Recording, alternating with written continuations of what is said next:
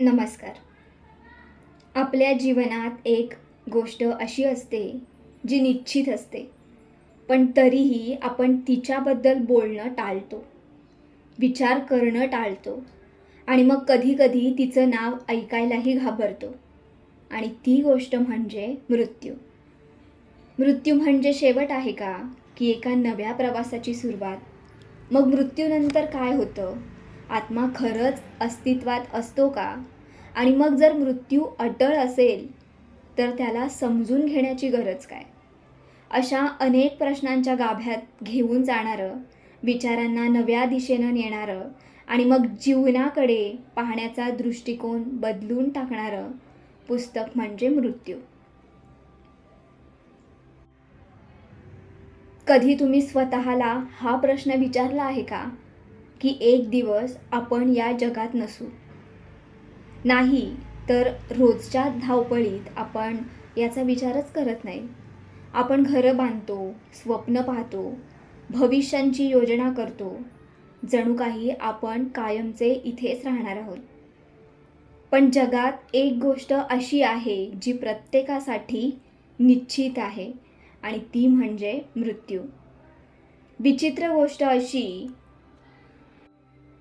की आपण जन्माचा उत्सव करतो, पण मृत्यूचं नाव ऐकलं की वातावरण अचानक शांत होतं. लोक विषय बदलतात, काहींना तर भीती वाटते, काही जण त्याकडे दुर्लक्ष करतात. एका शांत तलावाजवळ घडलेली एक जुनी कथा सांगितली जाते. काही थकलेले प्रवासी पाण्याच्या शोधात भटकत होते. त्यांना पाणी सापडलं, पण त्याआधी एक प्रश्न विचारला गेला की जीवनातील सर्वात मोठं आश्चर्य कोणतं? मग उत्तर मिळालं, माणूस रोज इतरांना मरताना पाहतो आणि तरीही तो स्वतःला अमर समजतो. ही गोष्ट फक्त कथेतली नाही, ती आपल्या जीवनाचं प्रतिबिंब आहे. आपण रोज अनेक बदल पाहतो. मग दिवस संपतो, रात्र येते, फुलं उमलतात आणि परत कोमेजतात. झाडावरची पानं गळतात. पण जेव्हा गोष्ट स्वतःवर येते, तेव्हा आपण मान्यच करू इच्छित नाही की बदल हा जीवनाचा नियम आहे. आपल्या शरीरातही प्रत्येक क्षणी काहीतरी संपत असतं आणि काहीतरी नव्याने जन्म घेत असतं. प्रत्येक श्वासात जीवन आहे आणि प्रत्येक सोडलेल्या श्वासात एका क्षणाचा अंत आहे. मग प्रश्न उरतो की मृत्यू खरोखर शेवट आहे का, की तो अजून एका प्रवासाचं दार आहे? कदाचित आपण मृत्यूला जितकं दूर ढकलण्याचा प्रयत्न करतो, तितकंच जीवनही आपल्यापासून दूर जातं. कारण जो व्यक्ती मृत्यूचं सत्य स्वीकारतो, तोच प्रत्येक क्षण अधिक जिवंतपणे जगू लागतो. एक शांत सकाळ होती. सूर्य नुकताच उगवत होता. शहरातील रस्ते हळूहळू जागे होत होते. लोक आपापल्या कामांसाठी घराबाहेर पडत होते. कोणीतरी नोकरीसाठी धावत होतं, कोणीतरी व्यवसायाच्या विचारात होतं, तर कोणी आपल्या स्वप्नांच्या मागे धावत होतं. मग या सगळ्या गर्दीत एक तरुण चालत होता. त्याच्या मनात अचानक एक प्रश्न आला, हे सगळं का चाललंय? आपण इतके धावतोय ते कशासाठी? तो प्रश्न क्षणभर मनात आला आणि निघूनही गेला. कारण आयुष्याची गडबड पुन्हा त्याला ओढून घेऊन गेली. असेच दिवस जात होते. एके दिवशी त्याच्या ओळखीतील एक व्यक्ती अचानक या जगातून निघून गेली. कालपर्यंत हसणारा, बोलणारा, स्वप्न पाहणारा माणूस आज शांत पडला होता. तो त्या व्यक्तीकडे पाहत होता. मनात विचारांचं वादळ सुरू झालं. हे अचानक कसं झालं? कालपर्यंत सगळं ठीक होतं आणि एक दिवस माझ्या बाबतीतही असंच होणार का? पहिल्यांदाच मृत्यू हा शब्द त्याच्यासाठी फक्त शब्द राहिला नव्हता, तो प्रश्न बनून उभा राहिला होता. आपण आयुष्यात खूप गोष्टी निश्चित मानतो. उद्या उठू, कामाला जाऊ, लोकांना भेटू, योजना पूर्ण करू. पण खरंच आपल्याकडे एवढी खात्री असते का? जीवनात कितीतरी गोष्टी अनिश्चित आहेत यश मिळेल की नाही, स्वप्न पूर्ण होतील की नाही, मग कोण भेटेल, कोण दूर जाईल. पण एक गोष्ट मात्र निश्चित आहे, एक दिवस हा प्रवास थांबणार आहे. आश्चर्याची गोष्ट अशी की प्रत्येकजण दुसऱ्यांना जाताना पाहतो, पण स्वतःबद्दल तसं कधी विचार करत नाही. माणूस स्वतःला कायमचं समजून जगत राहतो आणि मग कदाचित हाच जीवनातील सर्वात मोठा भ्रम आहे. मृत्यू कदाचित अचानक येणारी घटना नसते, तर तो प्रत्येक क्षणी शांतपणे घडत असतो. जसा एक श्वास आत येतो मग जीवन सुरू होतं, तसाच जसा एक श्वास बाहेर जातो, एक क्षण संपून जातो. जीवन आणि मृत्यू हे कदाचित दोन वेगळे रस्ते नाहीत, ते एकाच प्रवासाचे दोन भाग आहेत. आणि कदाचित मृत्यू समजून घेण्याचा अर्थ शेवट समजून घेणं नसून जीवनाला खरं समजून घेणं असतं. रात्र खूप शांत होती. आकाशात असंख्य तारे चमकत होते. वारा अगदी मंद वाहत होता. त्या शांततेत एक तरुण आपल्या गुरुसोबत बसला होता. त्याच्या मनात बरेच दिवसांपासून एक प्रश्न घोंगावत होता. तो हळू आवाजात म्हणाला, गुरुजी, मृत्यू नेमका घडतो तरी कसा? एका क्षणी माणूस बोलत असतो, हसत असतो आणि मग अचानक सगळं थांबतं. त्या क्षणी काय होतं? गुरुजी काही क्षण शांत राहिले. त्यांनी समोर जळणाऱ्या छोट्या दिव्याकडे बोट दाखवलं. तो दिवा पाहतो आहेस? तरुण म्हणाला, हो. त्याची ज्योत दिसते आहे, पण ती ज्योत फक्त वातेमुळे आहे का? फक्त तेलामुळे आहे का? फक्त आगीमुळे आहे का? मग तरुण विचारात पडतो. गुरुजी पुढे म्हणाले, तर नाही. त्या सगळ्या गोष्टी एकत्र असतात म्हणून ज्योत जिवंत असते. एक जरी गोष्ट वेगळी झाली तरी ज्योत बदलायला लागते. मग क्षणभर शांतता पसरली. मानवी जीवनही असंच असतं. आपण फक्त शरीर नसतो. शरीर दिसतं म्हणून आपण त्यालाच संपूर्ण सत्य समजतो. पण शरीराच्या मागे अनेक अदृश्य प्रक्रिया सुरू असतात. प्रत्येक क्षणी शरीर काम करत असतं. हृदय धडधडतं, श्वास चालू असतो, पेशी जन्म घेतात आणि नष्ट होतात. आपल्याला वाटतं मृत्यू एका क्षणात होतो, पण तो एका स्विचसारखा अचानक बंद होत नाही. तरुण लक्षपूर्वक ऐकत होता. जसं झाडावरचं पान हळूहळू पिवळं पडायला लागतं. एक दिवस ते अचानक खाली पडत नाही. त्याची प्रक्रिया आधीच सुरू झालेली असते.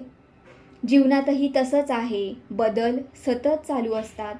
प्रत्येक श्वासात काहीतरी निर्माण होतं आणि काहीतरी संपतं. वारा थोडा वाढला, समोरचा दिवा थोडा हलला. मग गुरुजी म्हणाले, लोक मृत्यूला शेवट समजतात, पण कदाचित तो फक्त एका अवस्थेतून दुसऱ्या अवस्थेकडे जाण्याचा प्रवास असतो. माणसाला भीती मृत्यूची नसते, तर भीती असते अज्ञाताची. कारण जे दिसतं ते समजत नाही, त्याच्यापासून मन घाबरतं. तरुण शांत बसून होता.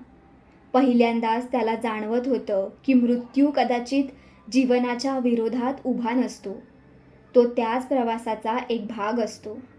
आणि मग त्या रात्री ताऱ्यांनी भरलेल्या आकाशाखाली त्याच्या मनातला मृत्यूचा अर्थ थोडा बदलायला लागला. रात्र संपत आली होती. क्षितिजावर सूर्य उगवायची चाहूल लागली होती. थंड वारा वाहत होता. एका जुन्या मंदिराच्या पायऱ्यांवर एक तरुण आणि त्याचे गुरु शांत बसले होते. बऱ्याच वेळेपासून तरुणाच्या मनात एक प्रश्न फिरत होता. तो हळू आवाजात म्हणाला, गुरुजी, लोक चांगलं जीवन जगण्याबद्दल बोलतात, पण कुणीही चांगल्या मृत्यूबद्दल का बोलत नाही? गुरुजी हलकसं हसले. कारण लोकांना वाटतं की मृत्यू हा फक्त शेवटचा क्षण असतो, पण तसं नसतं. तरुण शांत झाला. गुरुजी पुढे म्हणू लागले, तुला नदी दिसतेय? समोरून वाहणाऱ्या नदीकडे बोट दाखवत ते म्हणाले, ही नदी पहा, तिचा प्रवास खडकांवर आदळत, वळणं घेत, अनेक मार्ग पार करत चालला आहे, पण शेवटी ती समुद्राला मिसळते. आता जर नदीचा संपूर्ण प्रवास शांत, स्वच्छ आणि सुंदर असेल, तर तिचं समुद्रात मिसळणंसुद्धा सहज होतं. पण जर प्रवासातच खूप गोंधळ असेल, खूप संघर्ष असेल, तर शेवटही तसाच असू शकतो. तरुण विचारात पडला, म्हणजे मृत्यूची गुणवत्ता जीवनावर अवलंबून आहे? गुरुजी म्हणाले, अनेकदा हो. जो माणूस प्रत्येक दिवस राग, द्वेष, भीती आणि अस्वस्थतेमध्ये जगतो, त्याचं मन सतत अस्थिर राहतं. आणि जो माणूस प्रत्येक क्षण जागरूकतेने जगतो, छोट्या गोष्टींमध्ये आनंद शोधतो, त्याच्या आत वेगळीच शांतता निर्माण होते. क्षणभर दोघेही शांत राहिले. सूर्याची पहिली किरणं आता दिसायला लागली होती. लोक मृत्यूच्या क्षणाला घाबरतात. गुरुजी म्हणाले, पण खरा प्रश्न मृत्यू कसा येईल हा नसतो, तर खरा प्रश्न असा असतो की आपण कसं जगलो. कारण मृत्यू अचानक येतो असं वाटतं, पण अनेकदा तो आपल्या जगण्याचं प्रतिबिंब घेऊन येतो. तरुणाच्या मनात अचानक काहीतरी स्पष्ट झालं.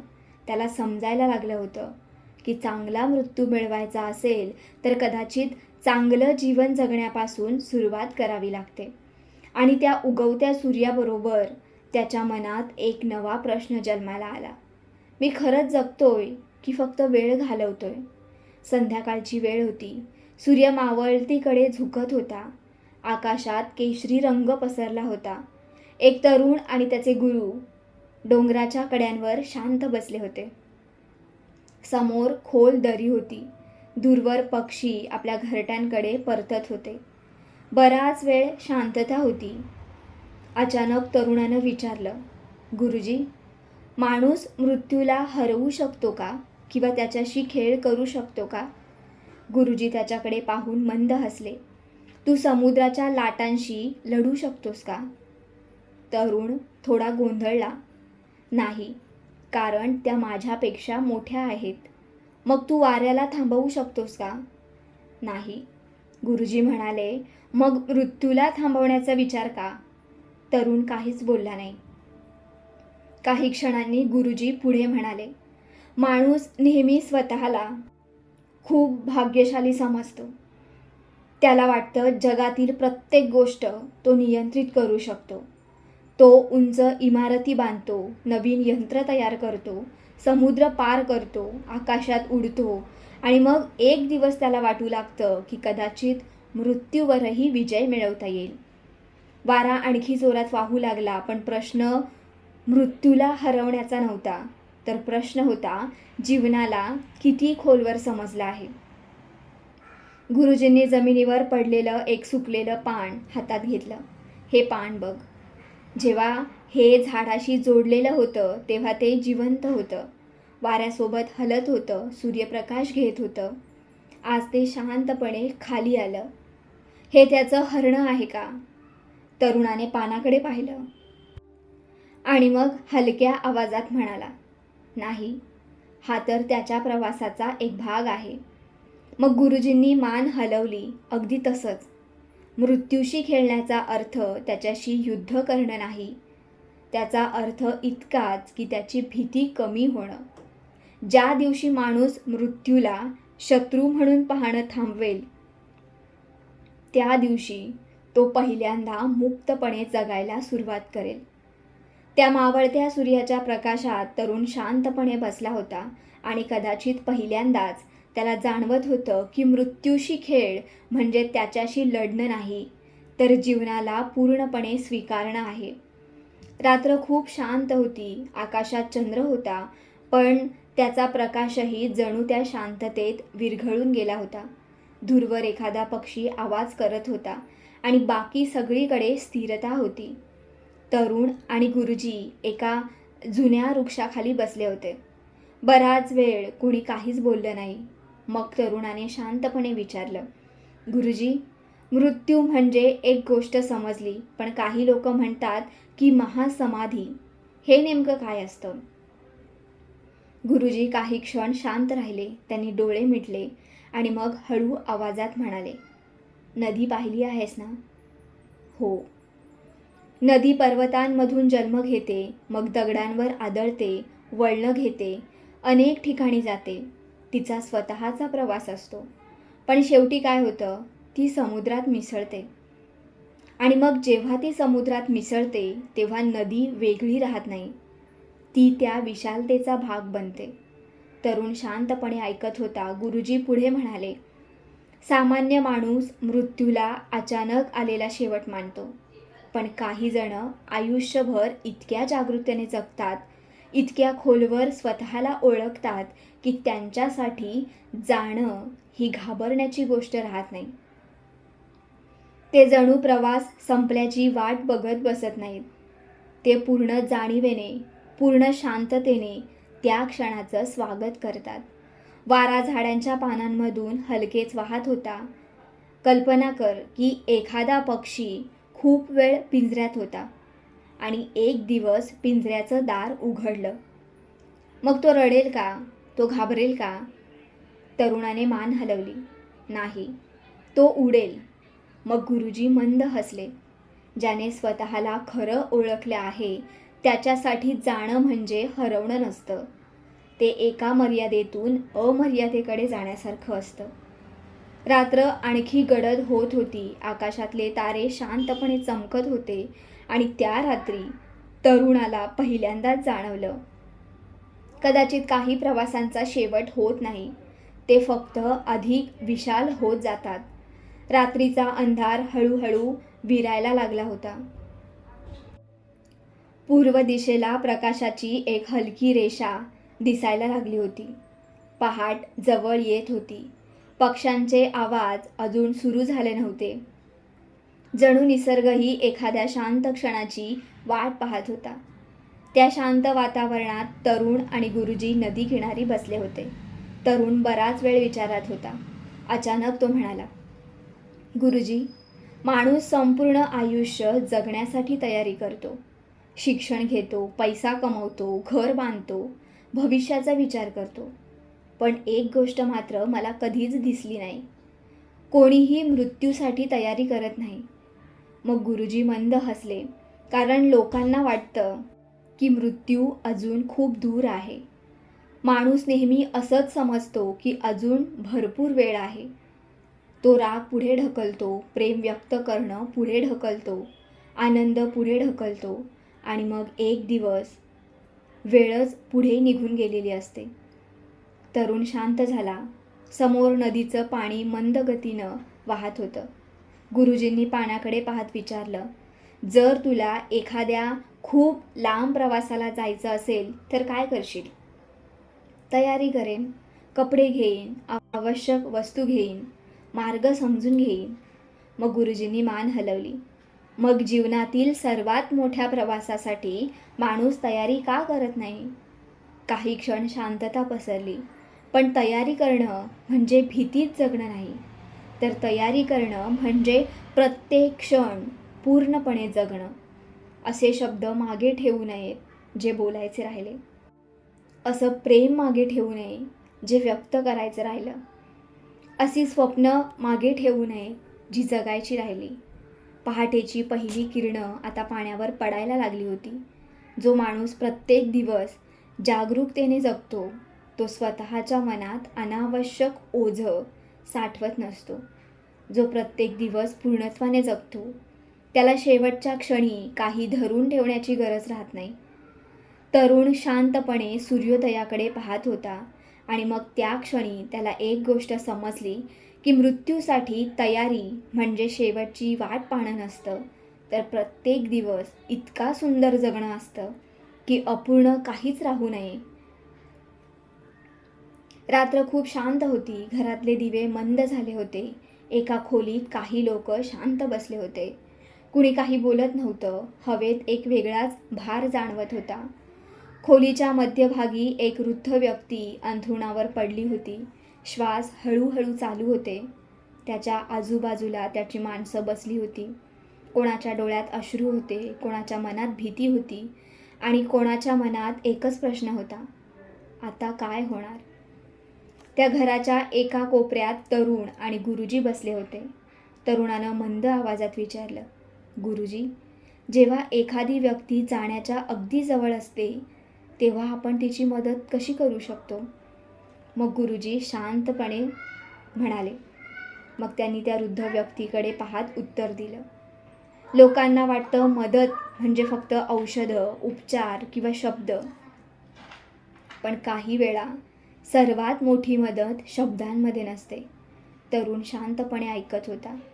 जेव्हा एखादा माणूस जीवनाच्या शेवटच्या टप्प्यावर येतो तेव्हा त्याच्या भोवती घाबरलेले चेहरे, रडणारे आवाज आणि अस्वस्थता असेल तर त्याचं मनही अस्थिर होऊ शकतं. पण जर त्याच्या भोवती शांतता असेल, स्वीकार असेल, प्रेम असेल तर तो क्षण वेगळा होऊ शकतो. खिडकीतून हलका वारा आत येत होता.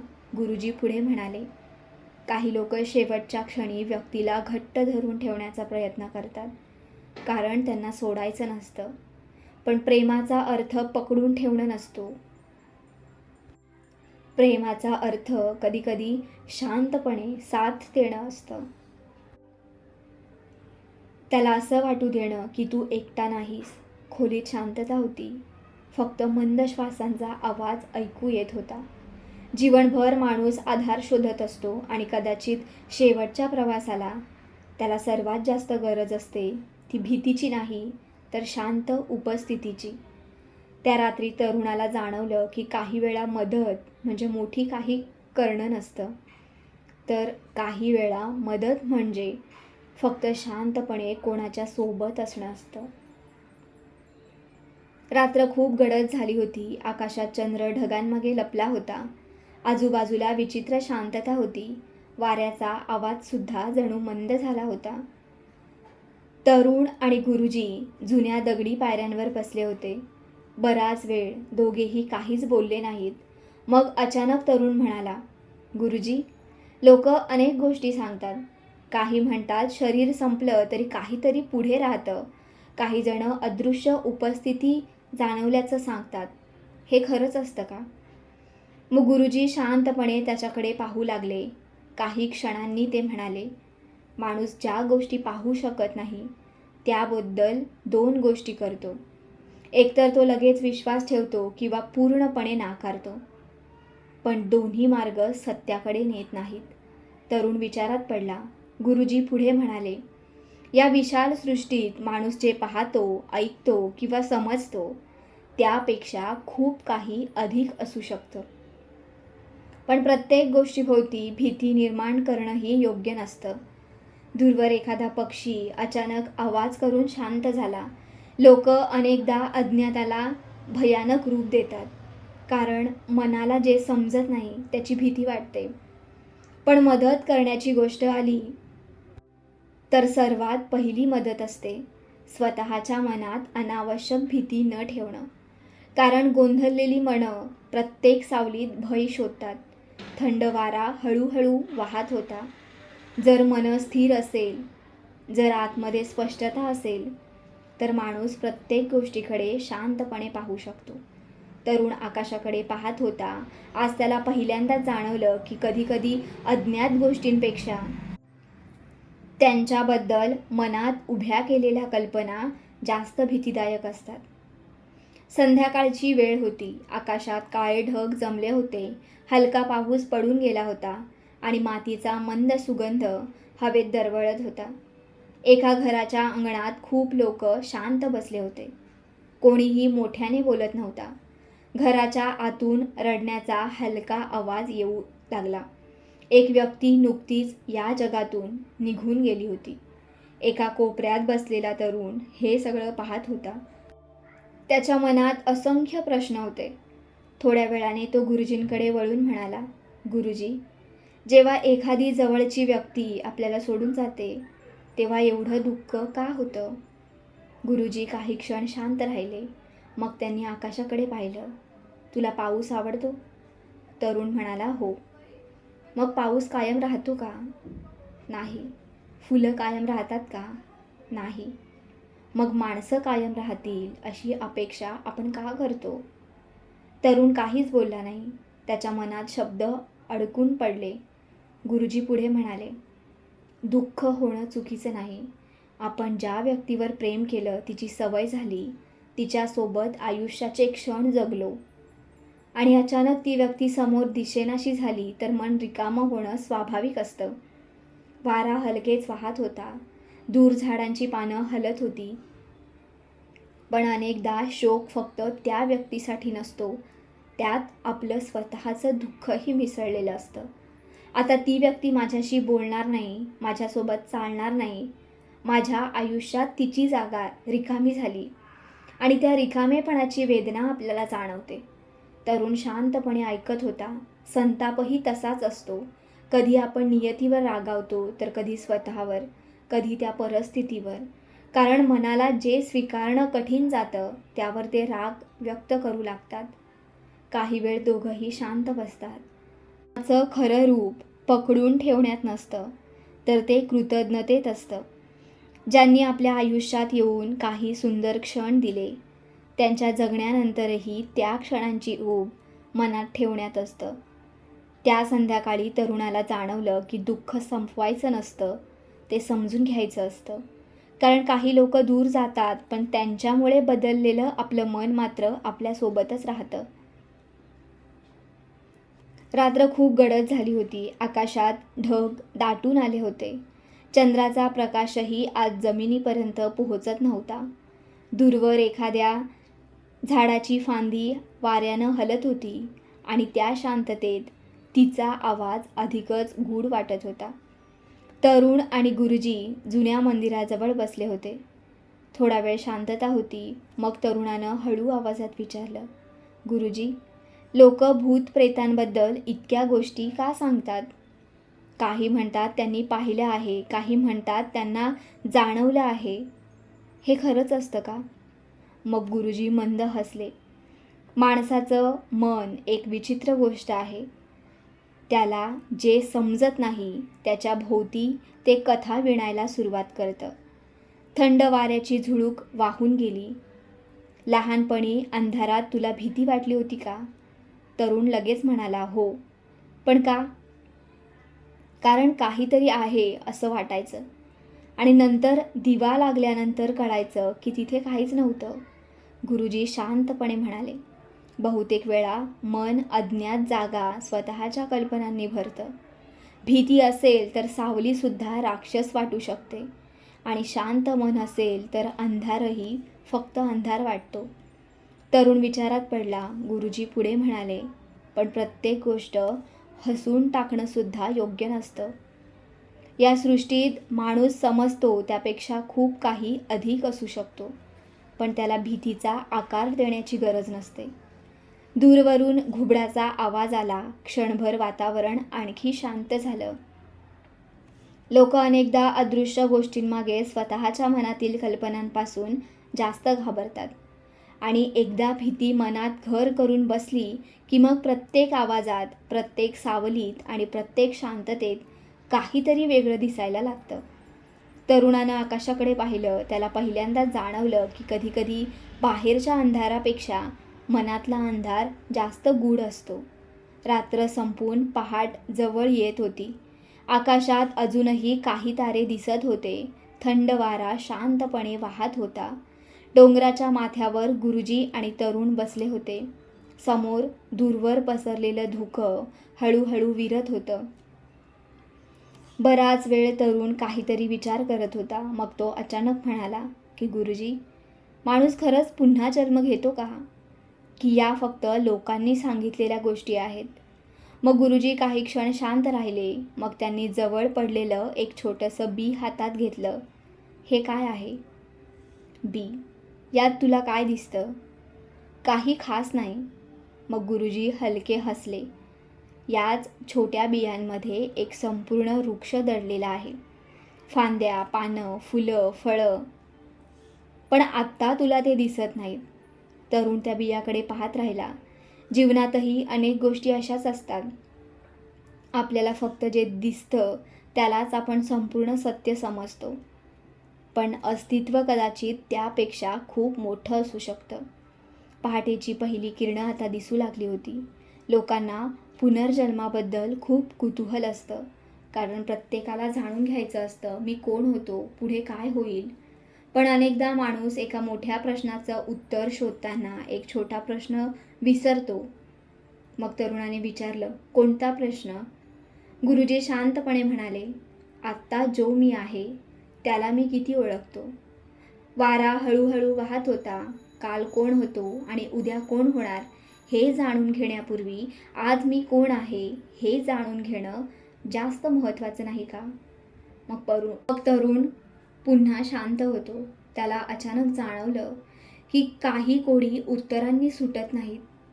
ती अधिक खोल समजुतीनं उलगडत जातात आणि त्या उगवत्या सूर्याबरोबर त्याच्या मनात आणखी एक प्रवास सुरू झाला. रात्र आणि पहाट यांच्यामधला तो शांत क्षण होता. आकाश अजून काळसर होतं, पण दूर क्षितिजावर प्रकाशाची एक बारीक रेषा दिसू लागली होती. जणू अंधार हळूहळू मागे सरकत होता. तरुण आणि गुरुजी एका नदीच्या काठावर शांत बसले होते. पाण्याचा मंद आवाज वातावरणात विरघळला होता. बराच वेळ शांतता होती. मग तरुणानं हळू आवाजात विचारलं, गुरुजी, अंतिम क्षण कसा असतो? जेव्हा एखादा माणूस आपल्या प्रवासाच्या शेवटच्या टप्प्यावर पोहोचतो, तेव्हा त्याच्या आत काय घडत असेल? गुरुजी काही क्षण काहीच बोलले नाही. ते समोर वाहणाऱ्या नदीकडे पाहत राहिले. मग म्हणाले, तुला नदीचा प्रवास आठवतो? ती पर्वतांमधून निघते, अनेक खडकांना स्पर्श करते, असंख्य वळणं घेते आणि मग शेवटी समुद्राकडे जाते. आणि जेव्हा ती समुद्राजवळ पोहोचते तेव्हा ती घाबरत नाही, ती मागे वळून पाहत नाही, ती फक्त वाहत राहते. तरुण शांतपणे ऐकत होता. गुरुजींचा आवाज आणखी शांत झाला. माणसाचं आयुष्यही असंच असतं.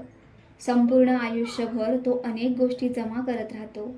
आठवणी, नाती, स्वप्न, इच्छा. आणि मग एक वेळ येते जिथे हळूहळू सगळं हातातून सुटायला लागतं. वारा मंदपणे वाहत होता.